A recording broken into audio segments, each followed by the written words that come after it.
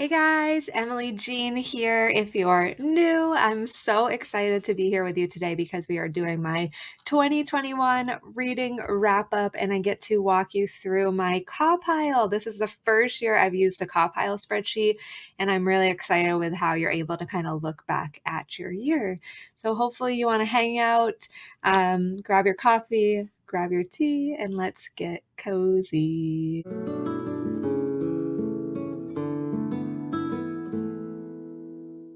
Okay, so if you don't know the CAWPILE review system, I'll definitely link the original video below with G from Book Roast. This is the first year I've used it and I found it really interesting. There was a little bit too much tracking. I went with like the more detailed version, but in 2022, I'm going to go with the simplified version because I think that'll serve my purposes fine. So you'll see like the full-blown version with all the different details. So let's just get into it. Okay, let me move myself over here. This is my list of books, all the notes, all the ratings, all that good stuff. And then you can see your reading stats right here. So in 2021, I read 59 books. Oh my gosh. I'm so happy. Last year, I read 10 books. My son had transitioned from babyhood. I read a lot of books the first year that he was born because there's lots of downtime, sleeping time, snuggling time. It was really easy to get a lot of reading in that first year. But the second year, with all the moving, all the busyness, it was much more difficult to read. I didn't make it a priority. So I read 10 books last year in 2020. So to see 59 books this year, my mind is blown.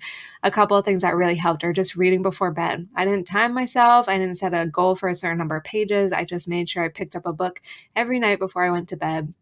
And it started to change that habit of just scrolling on my phone or watching TV till late. So that was really helpful. And I got to 59 books.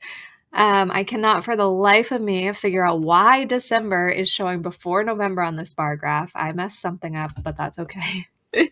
So this is really neat to just kind of see the breakdown of books per month. Last January, I had just been starting my YouTube channel, just kind of getting back into reading regularly. So I had 2 books in January, and then it was kind of up and down throughout the year. This was really nice to see because I can see that 5 is a nice, solid, average number for me to reach for. So that's what I based my 2022 reading goal on, was 5 books a month is going to be my goal for this coming year. Pages read per month is nice to see too. Total pages read this year, 22,782. That feels really good. That feels really good. DNF'd, I did DNF 8 books. 2 though in December, I marked them as DNF on this spreadsheet because I'm actually still reading them into January and I thought it'd be just the easiest way to track it. So those are the books that I DNF'd. I did try to be a little bit better about DNFing books this year if I knew they weren't for me. But there are probably some I still could have DNF'd a little earlier, but that's okay. And then you can see reading method. I did get a little bit more into audiobooks this year. I used to think I did not enjoy them at all, that I couldn't pay attention to them. But once I gave them more of a chance, I found out that I really did enjoy them, especially while doing chores or driving in the car. So I read 6 audiobooks. The majority were physical. 40 of the books were physical. 16 were ebooks. And 5 I played with listening to a little bit of the audiobook and reading some of the physical book too, either because the one version had to go back to the library and they only had the other version available, or just to try something different. So that was neat. And then main reason for DNFing kind of breaks it down here. Genre, definitely love my fantasy. So I've got 30 fantasy, but this year I re-fell in love, where I remembered my love of sci-fi. Like, I love sci-fi. I love sentient robots.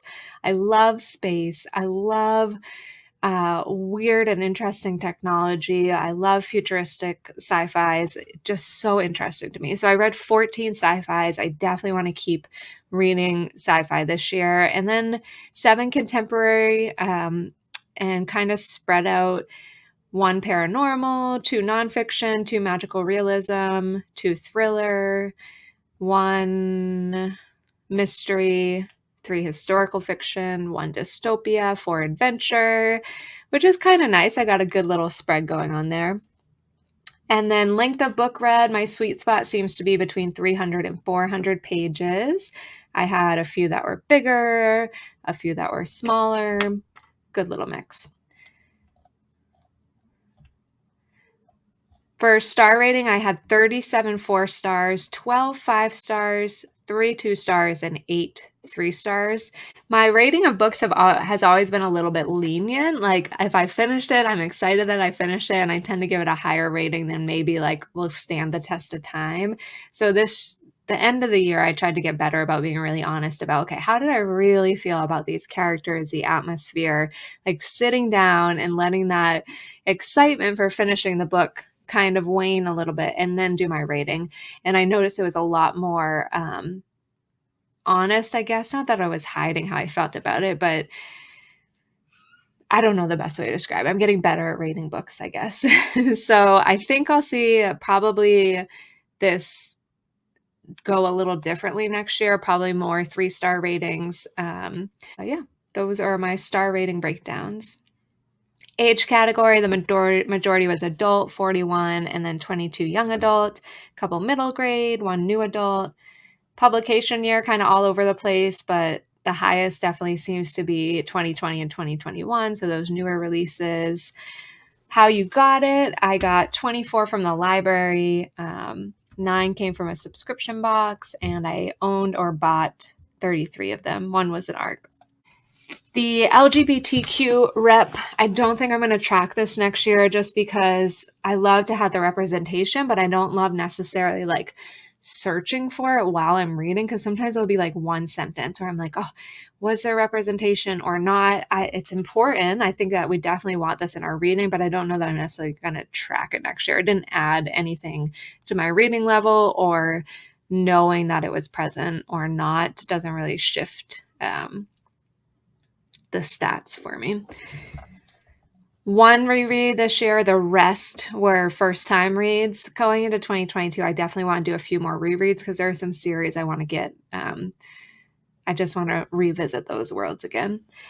And then I read 40 that were part of a series, and the other 27 were standalone. You can see kind of the author breakdown. I'm definitely white women from America. That's what I am, seems to be what is represented for me in reading, or what I kind of lean towards.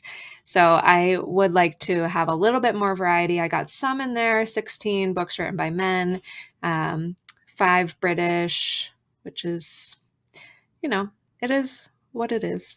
These are the books that I'm drawn to for a reason, I guess. Okay.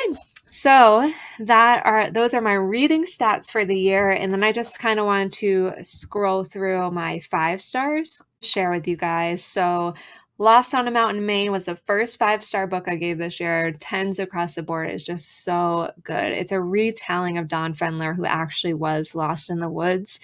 And it's a middle grade or even juvenile read probably, but it's just written so well. And you just get into like his being lost on the mountain. You feel like you're there. So they did a great job with that book. Then Legendborn was a 5-star read at the time, but this is what I'm talking about. I think probably it's closer to a 4-star read for me, looking back at it through the rest of the year. But at the time, I gave it 5 stars. Succubus Bargain. Oh my gosh, I fell in love with L.L. Frost this year in her Unlucky Succubus series. So that was a 5-star read for me. No Exit. Oh, Taylor Adams, really. Whew. These books were so good. No Exit, and then Hairpin Bridge later on I gave 5 stars as well. If you're looking for like fast-paced thrillers, definitely check those out. The Prison Healer, I gave 5 stars. This was one that I got in a book box. I really enjoyed it. I just finished the second one, and unfortunately, it was a little underwhelming for me. And I'm not actually sure if I want to continue with this series. We'll see. But I gave the first one 5 stars. Hairpin Bridge, Succubus Mission, which was the next in the Succubus Unlucky Succubus series. Oh, these were definitely my top 2 favorites of the year. The House in the Cerulean Sea and Under the Whispering Door by TJ Klune. So good. So good. He has such a way with atmosphere and just drawing you into his world, and, like, the characters walk away taking a piece of your heart with them. These were so good. These are definite 5 stars for me. So House in the Cerulean Sea. Oh, yeah, the Murderbot Diaries. That was a awesome series read for me. So overall, 5-star series for me. Network Effect, what is the longest in the series, so that was the one that I gave 5 stars. The rest were 4 stars, but the series overall is a 5-star series for me. Um, See, look at this. Illuminate, I gave 5 stars. From Blood and Ash, I gave 4 stars, and I feel like I would reverse those now. I love From Blood and Ash now, and I finished the next 2 that are available, and I just love this series. Illuminate, I think I gave it 5 stars because it did a really good job at what it was designed to do, to be, like, the format that it was, to have, like, it told through so many different documents. That was really interesting. The ending was awesome. I think I'll stick with 5 stars. And then Why We Sleep was a nonfiction, which was so interesting. It really shifted some of my own behaviors and patterns after listening to it around sleep and sleep opportunities and taking care of yourself. So that was definitely a 5-star read for me. Under the Whispering Door. Oh, so good. Okay, and then that's the end of the year. These 2 marked in yellow are the ones that are carrying over from 2021 to 2022. Okay, so let's do a little scroll if you just want to see the titles and the authors. These are the books that I read in 2021.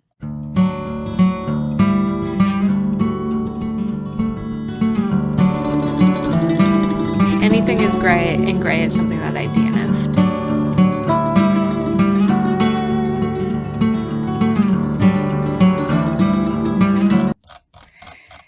And then the last thing that I wanted to share was my 2021 reading goals and how it kind of lined up. So my first goal for 2021 was to read a book in Spanish. Did not do that. I really need to brush up on my Spanish, so I actually just signed up for a course where I can relearn Spanish. I took it in high school and college, but I've forgotten almost everything. My next was to clear out all my pre-2019 TBR, so everything on my Goodreads want to read from 2019 and before. I failed miserably at that too. I had 13 total. I ended up reading 4 of them.